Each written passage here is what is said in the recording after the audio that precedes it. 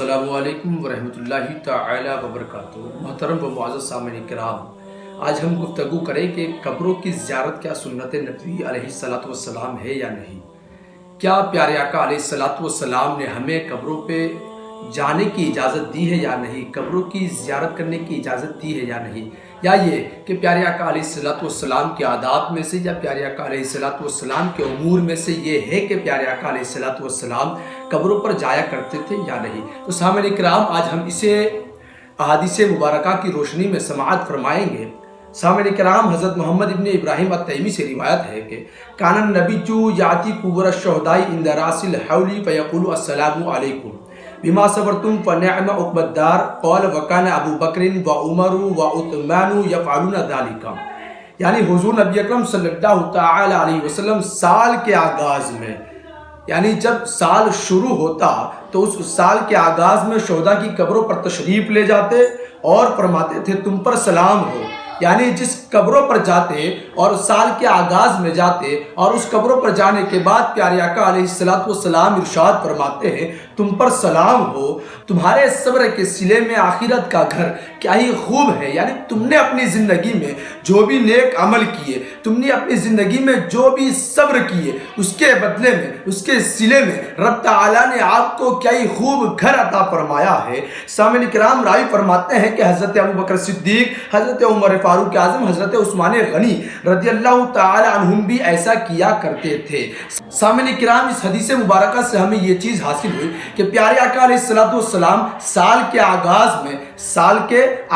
یعنی سال کے ابتدا میں پیارے آقا علیہ الصلوۃ والسلام اس شہداء کی قبروں پر ان کی زیارت کے لیے جاتے اور ایسا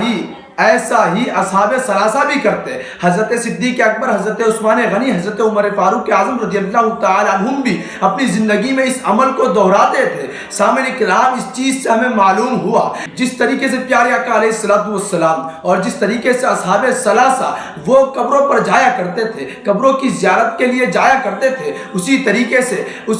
سے رب تعالیٰ کے پیارے محبوب صلی اللہ تعالی وسلم کی امت کے لیے یہ اعزاز دیا ہے، یہ تحفہ دیا ہے کہ امت محمدیہ صلی اللہ تعالی وسلم کو چاہیے کہ وہ لوگوں کی قبروں پر جائے، وہ لوگوں کی قبروں پر زیارت کے لیے جائے، کہ یہ سنت نبی ہے، کہ یہ سنت صحابہ رضوان اللہ علیہم اجمعین ہے۔ سامعین کرام، رہی بات یہ کہ کیا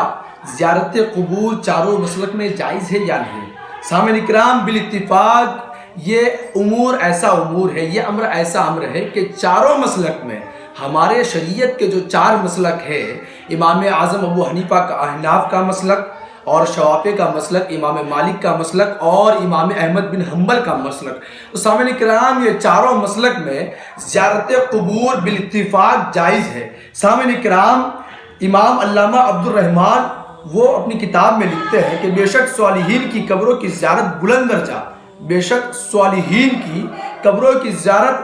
درجہ باعث ثواب اور نیک عمل ہے، اور یہ ان آزمودہ اعمال میں سے ہے جن کے ذریعے برکتوں کی بارش ہوتی ہے، اور اس میں شک نہیں کہ ان کے مزارات کی حاضری قبولیت دعا کے لیے مجرب جگہ ہے۔ اس میں شک نہیں کہ ان کے مزارات کی حاضری قبولیت دعا کے لیے مجرب جگہ ہے، یعنی آپ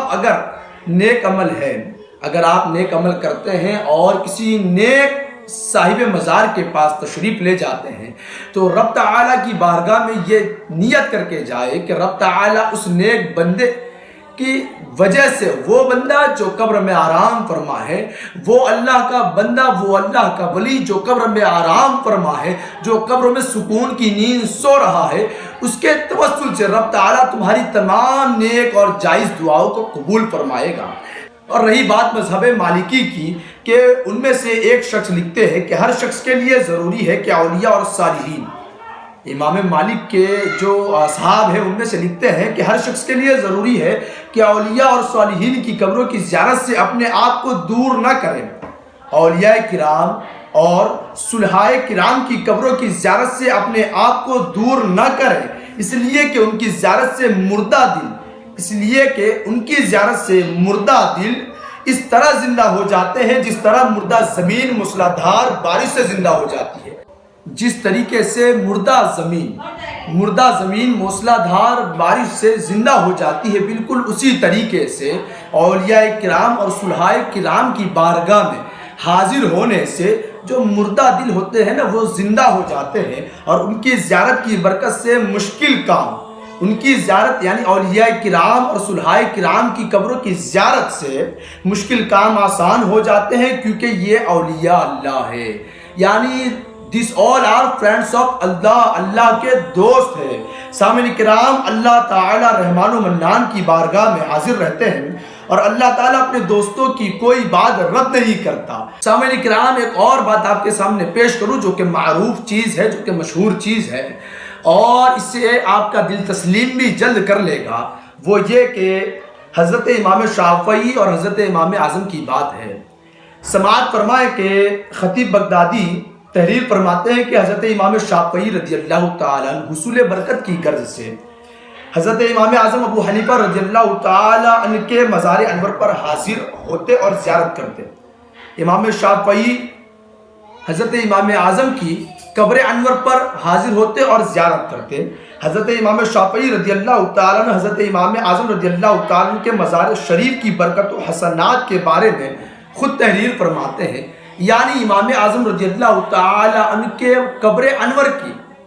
زیارت کرتے اور اس کی جو برکات ہے، اس کی جو حسنات ہے، وہ خود تحریر فرماتے ہیں۔ حضرت امام شافعی اپنے زبان مبارک سے ارشاد فرماتے ہیں کہ انی لاتبرک بابی حنیفہ واجیء الی قبرہ فی کل یوم زائرا۔ امام شافعی فرماتے ہیں کہ بے شک میں امام اعظم ابو حنیفہ کی ذات مبارکہ سے برکت حاصل کرتا ہوں، بے شک میں حضرت امام اعظم ابو حنیفہ رضی اللہ تعالیٰ عنہ کی ذات مبارکہ سے برکت حاصل کرتا ہوں،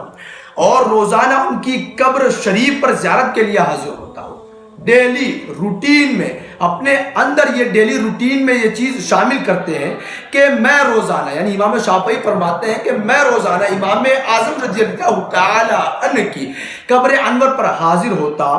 اور جب مجھے کوئی ضرورت اور مشکل پیش آتی، جب مجھے کوئی ضرورت یا مشکل پڑ جاتی، تو 2 رکعت نماز پڑھ کر ان کی قبر پر حاضر ہوتا، 2 رکعت نماز پڑھ کر امام اعظم کی بارگاہ میں، امام اعظم کی قبر انور کے پاس حاضر ہوتا، اور قبر کے پاس کھڑے ہو کر اپنی حاجت پوری ہونے کے لیے اللہ تعالیٰ کی بارگاہ میں دعا کرتا۔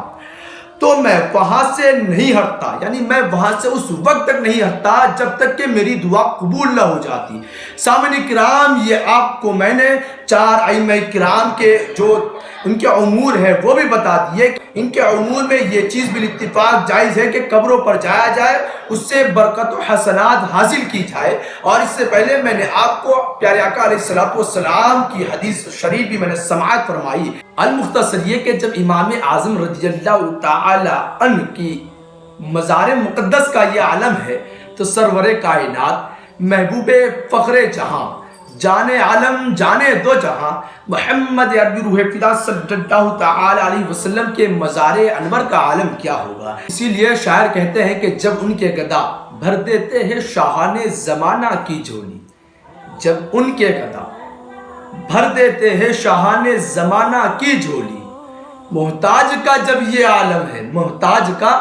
جب یہ عالم ہے تو مختار کا عالم کیا ہوگا، محتاج کا جب یہ عالم ہے تو مختار کا عالم کیا ہوگا۔ تو سامعین کرام، آپ تمام نے سماعت کر لیا کہ پیارے آقا علیہ الصلوۃ والسلام بھی خود اسے اپنے ڈیلی روٹین میں، پیارے آقا علیہ الصلوۃ والسلام کے آداب میں سے ہے کہ پیارے آقا علیہ الصلوۃ والسلام بھی قبروں پر جایا کرتے تھے، اور یہ سنت نبی علیہ الصلوۃ والسلام بھی ہے، سنت صحابہ رضوان اللہ علیہم اجمعین بھی ہے۔ مسلک کے چاروں کے 4 امام وہ بھی اپنے امور میں، اپنی ڈیلی روٹین میں وہ ان کا عمل تھا کہ وہ بھی قبروں پر جایا کرتے تھے، اور جیسا کہ پیارے آقا علیہ الصلوۃ والسلام جایا کرتے تھے،